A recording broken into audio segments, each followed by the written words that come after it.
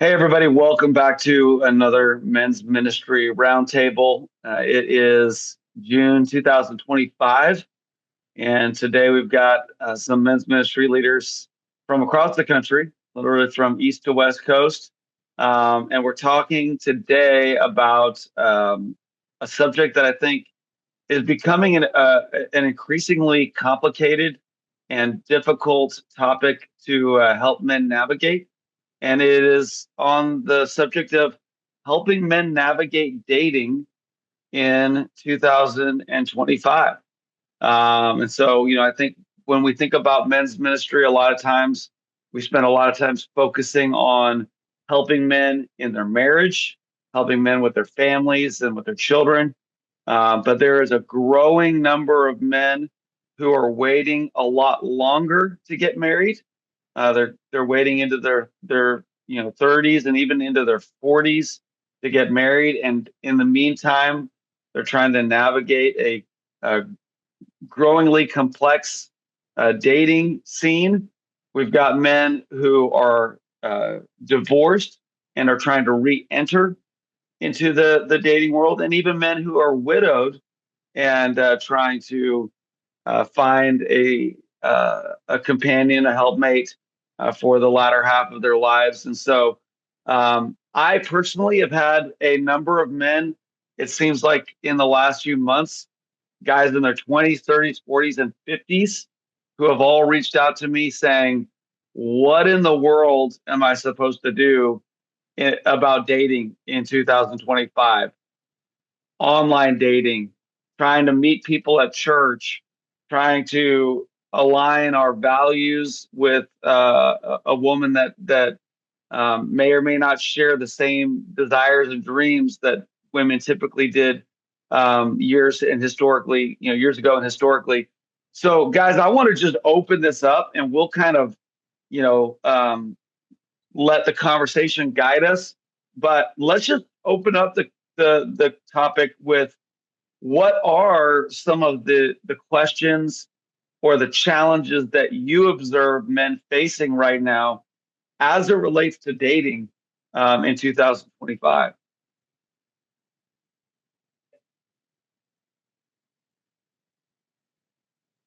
Well, I think it's important that they understand that their identity as a single guy at the moment is still um, valuable in God's eyes, right? I think that's always because I mean to feel like being married makes you a better Christian or more worthwhile in God's eyes is I think there's an error there, right? I think because Scripture says that it's not good that man's alone. It's not. He doesn't say he's worthless if he's by himself. So, so I think it's important to start off with that, so that guys take the pressure off of them, off as far as like, well, I'm not, good with God if I'm not married. Yeah. So there's kind of that singleness insecurity that a Right. lot of guys have, and they're feeling like I'm not who I want to be. I'm not man enough. I don't Something's wrong fit with me. in. Yeah, they're like I'm damaged goods or something wrong with me. So obviously, I think from a discipleship standpoint, we need to be pouring into them. Where do you find your worth, your identity, your strength as a man? Um, but as a man comes to you, Gary, and says, "Hey, um, yeah, I truly believe that I am complete in Christ, but my heart's desire is to find a woman, and to get married. That's what I'm praying for, and I want to know, Gary, how do I do that? Where do I go? What do I do? What are the steps that I take to be to either become a man that is ready to date or worthy of dating, and then where do I go to find this woman, this mythical woman that uh, you know um, loves God and wants to be married to me and have a family and all those kind of things." Right. Well, I mean, Proverbs tells us that a man who finds a wife finds a good thing, right? And so that's a valuable thing. So, um, you kind of pose totally two different tracks though. One's like, how can I be prepared to be married or worthy or husband worthy, so to speak? Mhm. You know, that's one conversation, but then there's the conversation as far as dating is another one. I mean, I think that obviously a man that's pursuing living out who he is in Christ, um, abstaining from trying to stay pure as much as he can, pursuing that purity so that he doesn't taint the marriage, um, sexually, that is, and then and also just to keep his standard of what his future wife may be, wouldn't be Mhm. tainted also. And then so there's that aspect, and then how is he growing? How is he developing his relationship with God? Because that's a key thing too, as opposed to totally focusing on like I just need to find a wife. Because so I think his connection with whether it's with a church community, a guys, how's his devotional life going, and then as far as finding someone, I mean, I guess it is cliche to say you go to church and serve. I mean, that's kind of when I was working at Mars Hill Church, it was shocking how many guys met their wives working in children's ministry Hmm. because Yeah. singles had a little more time, and it wasn't because it Mhm. wasn't just like a college group or something like that. It was actually just serving with, it's like, they're seeing how they are with other kids, especially if you want to have kids. So I don't know. It's like, like we kind of encourage us, like, you want to meet a guy? We tell the girls, we want to meet a girl, like serving kids ministry. And then all of a sudden, the poor children's ministry pastor is doing more weddings than the, family pastor. That I Yeah, mean, I mean, makes sense. one thing I was going to say just about how to meet, and um, I do agree with you, Gary, about the the the point of a marriage is not for you to receive something. So if we are looking to get fulfilled by a woman, we're already entering in from the wrong state of mind. So you kind of have to have that servant mindset and that mindset of what, Lord, how can I be best prepared to serve a woman? I am desiring a wife, but how can I be best prepared to do that? But then once you do perhaps meet somebody, I think, in the kind of the modern dating um, atmosphere, it's oftentimes um, isolated between you and a woman. And the idea of having friends involved or group dating is a little bit foreign. And when I say group dating, I mean like going out with a group and calling that a date. It's like, well, that's not a date. Well, I think it's very easy for me to kind of um, manufacture what I want them to see when it's one on one. Mhm. So if I meet somebody one on one, I only hang out with them one on one. We only spend our time one on one. I don't get to see a lot of aspects of their relationships with others, how they treat their parents, how they treat their friends, which gives me insights into, it's not so much of a manicured life that I'm viewing. And, kind of just pretending like you're married instantly, spending hours and hours and hours alone together um, to try them on is kind of maybe the mindset we have. And I feel like once we are married, the the try on is gone, and let alone if you desired it or not.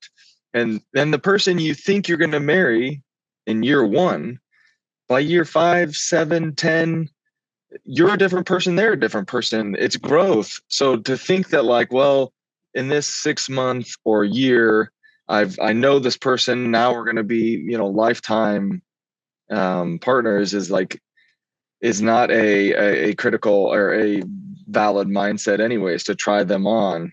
Guess what? You're not going to fit and they're not going to fit if you're thinking that this is how they're going to be for 50 years.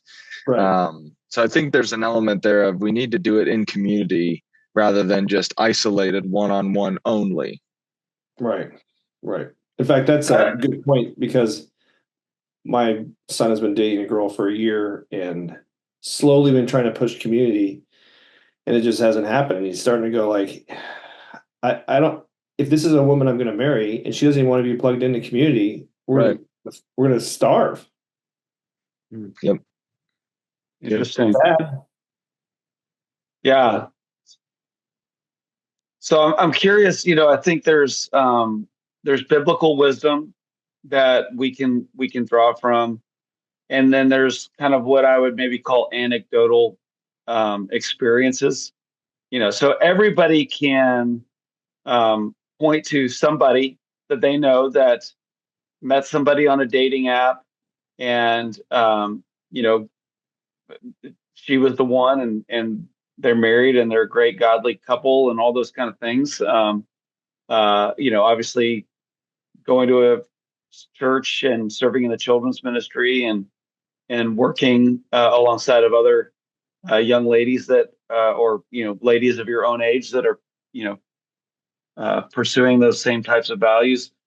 Um, what would you say to a man who asked you, um, should I try to find a woman using a dating app in 2025?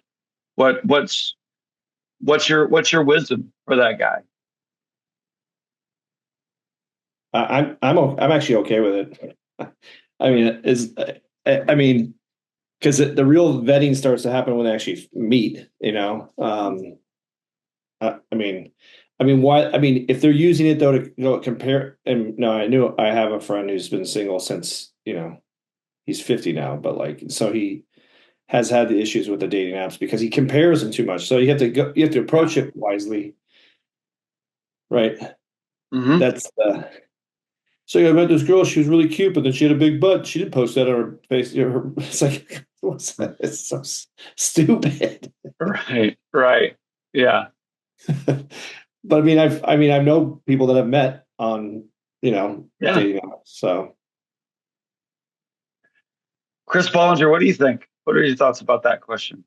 Well, I had two of my kids get married last summer. My daughter married somebody that she had met actually on Instagram. He commented on one of her posts, and he was living in Orange County, California, and she was in Northeast Ohio, and they got married last year. So I've seen it work. My son met his wife at church. He works at the church, and she was an attractive young lady who was involved in the young adult ministry, and um, they hit it off. But she came into the dating relationship with very different views in a lot of ways than she has now. So she grew into the relationship mm, while they were dating. Yeah. Both of my children-in-law are have troubled home lives or left troubled home lives. Um, and I think the reality is for many young adults, young being 20s and 30s, um, their world is electronic. I mean, Mhm. should they use a dating app? I think most of them are going to use it in some fashion. They're online all the time anyway. They're gonna Mhm. meet people. They're gonna not evaluate people, but they're going to kind of get a feeling for what they're looking for. I think just in in having encounters with people and having conversations with people online. I don't think.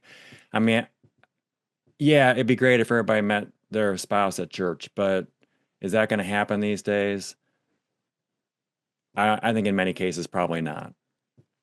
Yeah. So they have to find the shared values and the other things that you value in a marriage through conversations online in many cases.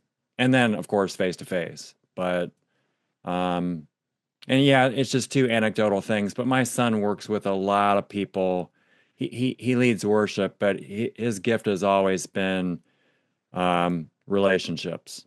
So he's Mhm. always talking to, a couple dozen guys in their 20s and 30s all the time at his church and in and around his church. And It's pretty typical. I mean, some of these guys are already divorced. They're dealing with all kinds of tough issues inside and outside the relationship with the woman, and it's just the reality these days. People Yeah. are people are going through a lot, and they've got very troubled or challenging pasts. Yeah. No, it's great insight, Chris. So here's another kind of question I'd love to throw out. Is, if a guy comes to you and says, "Hey, I want to find a woman, and How are you? Oh, hey, welcome. I want to find a Jackson woman." W. I'm muting whoever that was. I want to find a woman, and because of that, I'm going to go to a bigger church in my community, because there are more women there. What's your kind of response to that man that's basically saying, I'm going to choose a church based on the likelihood of finding a woman there? Is that wise? Or would you counsel him to think through some other components to that? I mean, if the church is similar to the church they left, I mean, as far as like what they believe and whatnot, I've just seen it happen plenty of times. Mm-hmm. I've seen it happen where when I was working at a bigger church where people came, when I planted a church, people left because they wanted a bigger church, bigger pool. Yeah. I mean, so you were a pastor, you were a church planner at one time. yeah. Some guy in your church said, I'm leaving, I'm going to the bigger church down the street because I want to find a woman there. Right. And your response was, I wish you well and God bless you in your pursuit. Yeah. Yeah. I think the reality is that I've been to churches of all sizes and continue, and my son's it's a borderline mega church in Northeast Ohio. You're not going to meet anybody on Sunday morning in a big church. I mean, let's be real. Yeah, you may interact with some people, but it's going to be in passing. So going to a different, what does going to a different church mean? I did this in my 20s. It was pretty common in the DC area. There were all kinds of, for lack of a better term, Christian meat markets. I mean, there were young adult ministries at big churches, and you just went and everybody knew what the game was, right? You were just there to meet people, right? So I met some very interesting young ladies and went out with a couple of them, and I didn't marry any of them, but I guess that was the precursor to meeting people online. But I think that's perfectly justifiable to you put yourself in a situation where you're going to meet some quality women. But well, I mean, it's vice versa. We would want to vet guys. So when guys would come to churches to try and go, like, I want to find a wife, it's like, well, let's get to know you, right? Because I don't want women in my church, or like being duped by some guy either. I mean, but so if you're right, if people do it honestly and they do it with integrity, and then they also go through premarital things, like to vet, like to work through stuff. I think I'm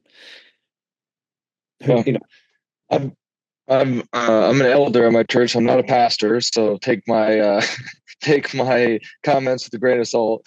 I do think we've just been really looking at involvement in the church, volunteering, serving, membership, and I think it is hard to come in with a mindset to a new church of, I'm coming to find something for myself.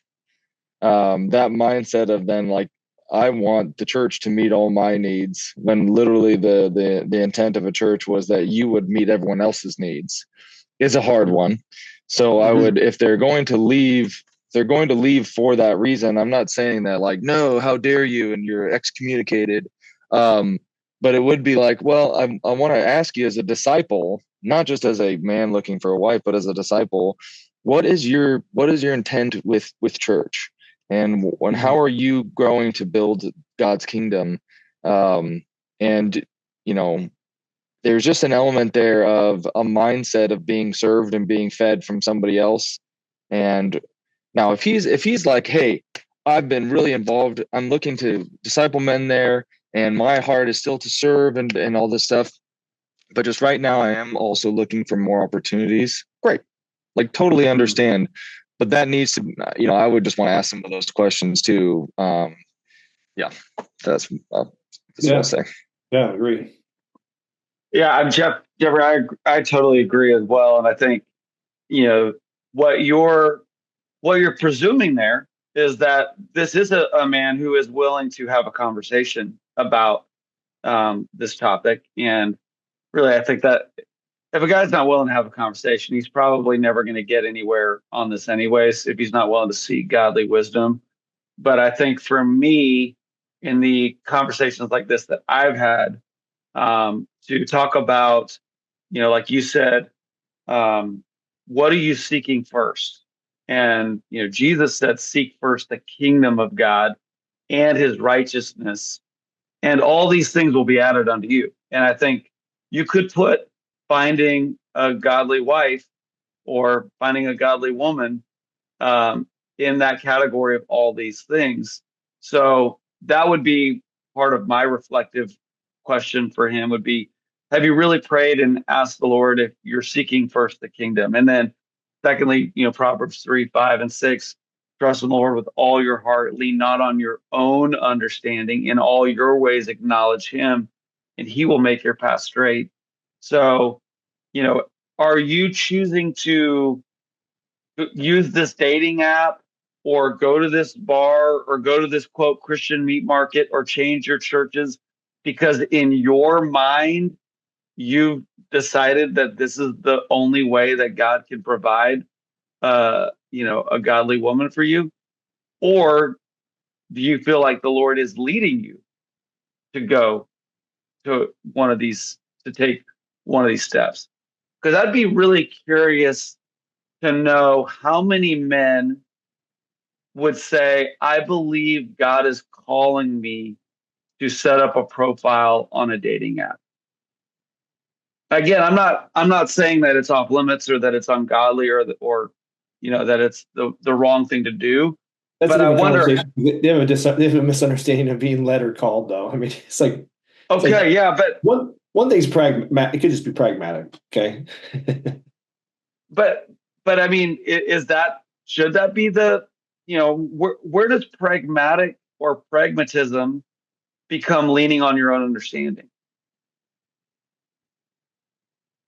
Yeah, I mean, yeah, I don't know. I mean, I don't know if it's, I don't know. That's a good question. Because I mean, we know what the world would say to do, and it would say to pull on these levers, and hopefully one of them will work out for you. But does that mean that that's what the man of God should do? And again, I'm not condemning or saying it's wrong. I'm just asking the question out loud. I think what Gary, I agree. Like, there's some level of like pragmatism in the sense of like, I think of Charles Spurgeon when he said, "I'm going to smoke the cigar to the glory of God." Like, there is an element when I can, and even my wife has said this in the past, that like, do you think there's moments in time when you can say yes or no to a situation and they're both within God's will? Meaning God can work, and he's asking for our obedience and our involvement in his kingdom. But it's a little bit like sometimes with if you ask a child, if I think you're ready to ride a bike, but if you don't think you're ready, I'll wait. And I think there's also this time, signing up for a dating app. If my intentions are, Lord, I've had a hard time finding women. I do think this is a calling from you. Pursuing a wife is a good thing. I'm going to set this up, but I'm going to try to do this in a godly way, meaning if we do meet, I'm then going to shut off maybe all the comparisons. I'm going to try to meet her. And having some of those boundaries, I think it can be done in a godly way. Rather, obviously, if I'm just going to sign up and hopefully, the castanet, I'm a fisher of women. But Yeah. I do think that there's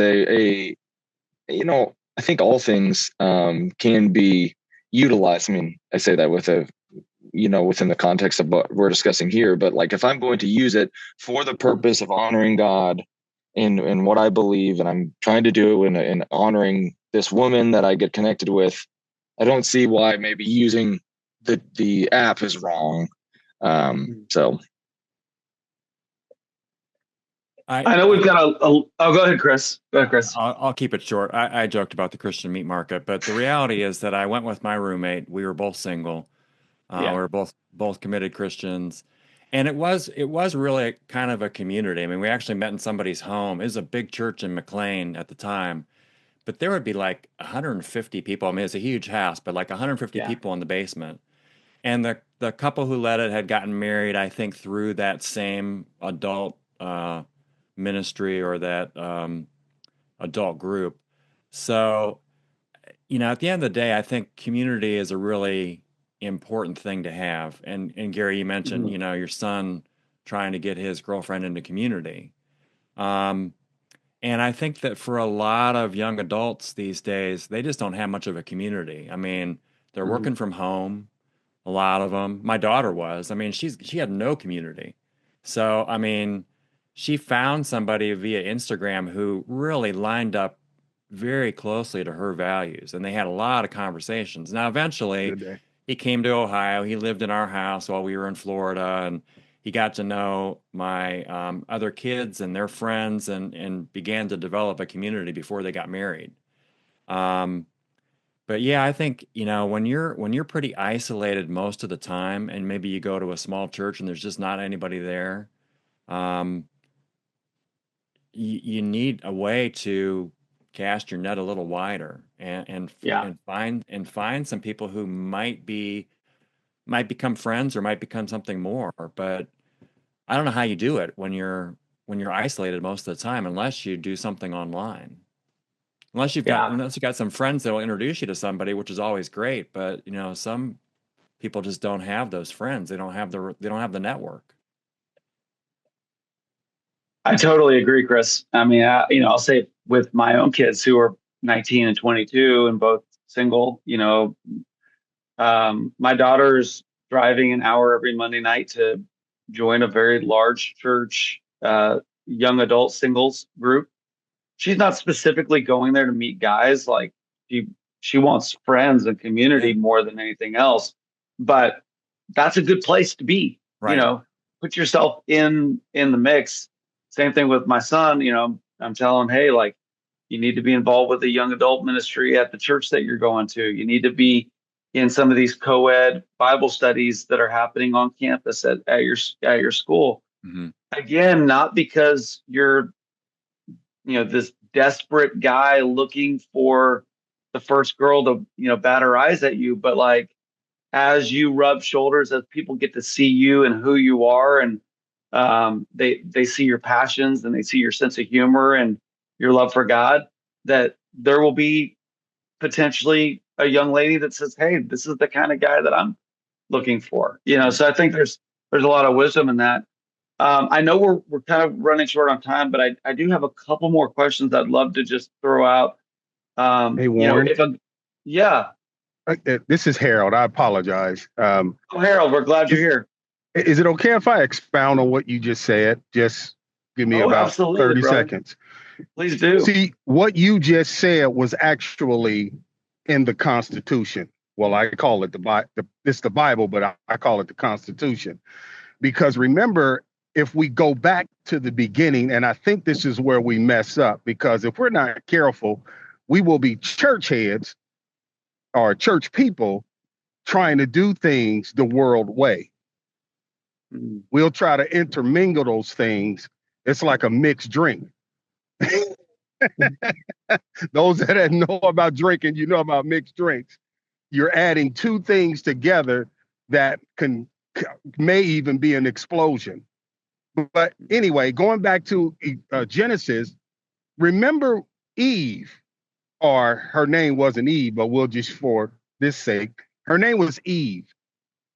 Adam was too busy doing what God required him to do. He wasn't looking for a wife. Adam didn't even know what a wife was.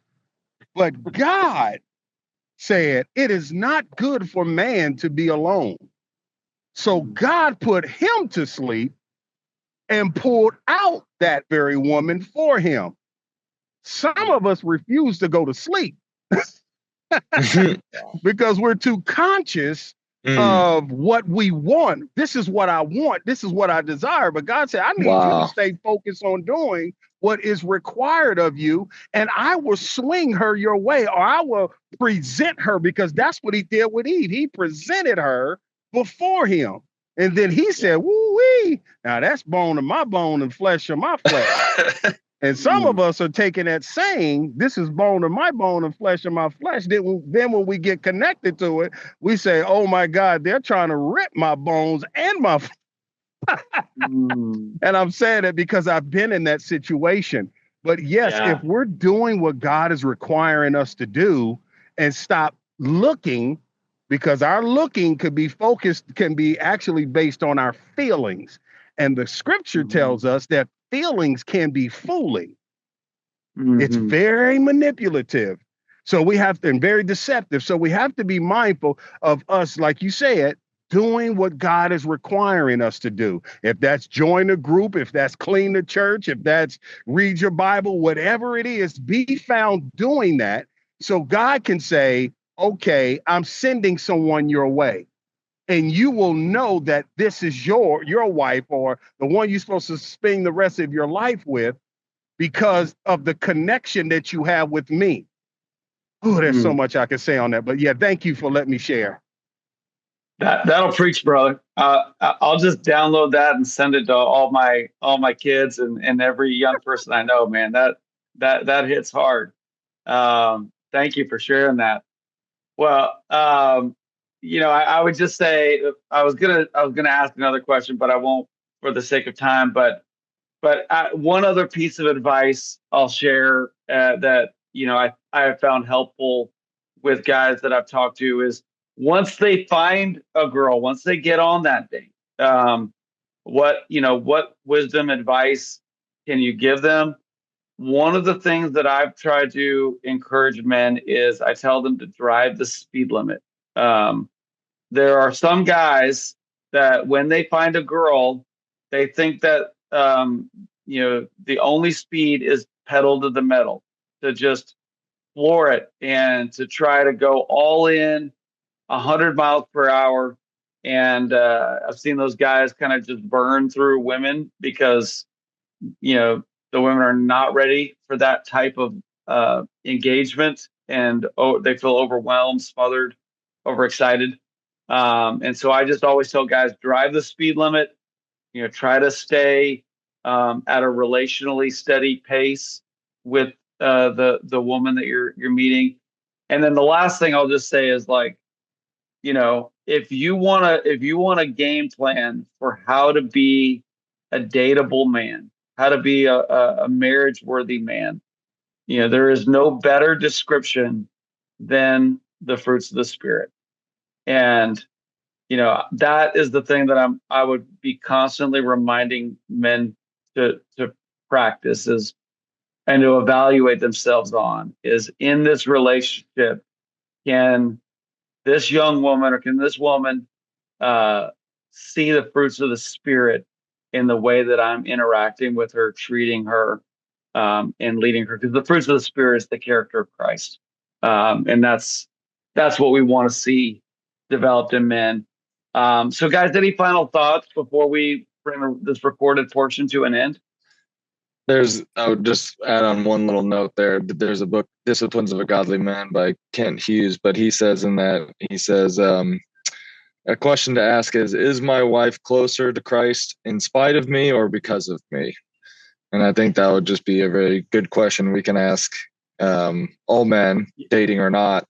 Do you see growth in your girlfriend or spouse towards Christ because of you or in spite of you? Yeah. Yes and yes. Yeah, good. Anybody else before we wrap up? Hey, Warren.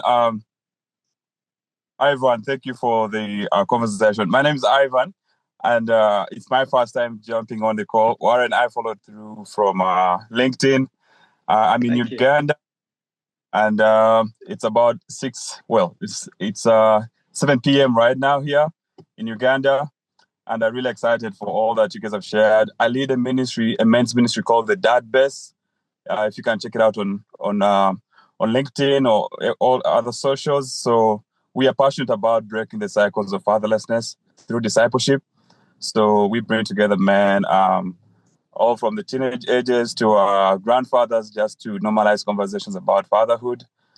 And this is really a great topic, I would say. I just want to add something that, like one thing that really during my days, I'm 6 years married now.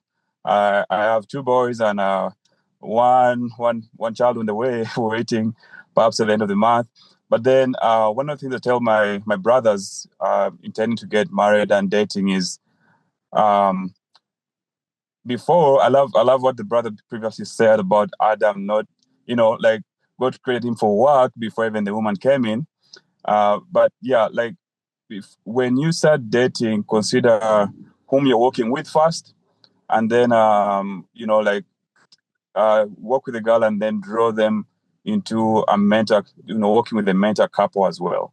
So when we wife dating, I was just glad that my mentor was very open to extending mentorship with his wife to work with us as well. So we've been doing that as well, where younger guys come and say, a younger brother comes and says, "Hey, Ivan, I have this girl, and would like to walk in the light. How can you help?" So my suggestion has always been, well, my wife and I would love to meet both of you, and start to hear your story and guide you. And we're here not to judge you, but to do life. Yeah. So I think just that practical relationship of a married couple just mentoring the dating couple sometimes gets them to see what God has for them. So I just wanted to add that mentorship as well is very important when it comes to couples as well. Yeah, but thank you guys, really appreciate it. I'm looking forward to joining again next time. Blessings. Ivan, blessings to you, and thank you so much, and absolutely golden wisdom for us coming around the world from Uganda. That is a tremendous piece of wisdom to make sure that you're offering as a men's ministry leader, offer to mentor dating couples, and if you can, bring your wife into the conversation as well. But guys, so many guys don't have that father figure in their lives, and they need an older brother or a father figure to come alongside of them and say, "Hey, let me walk with you. Let me encourage you. Let me guide you through this dating process. Don't, don't, send them out on their own and then, condemn them when they mess up, but invite them to, you know, bring wisdom and mentorship into their dating relationship, and like help them to understand that's not weird. That is a good, smart, wise thing to do."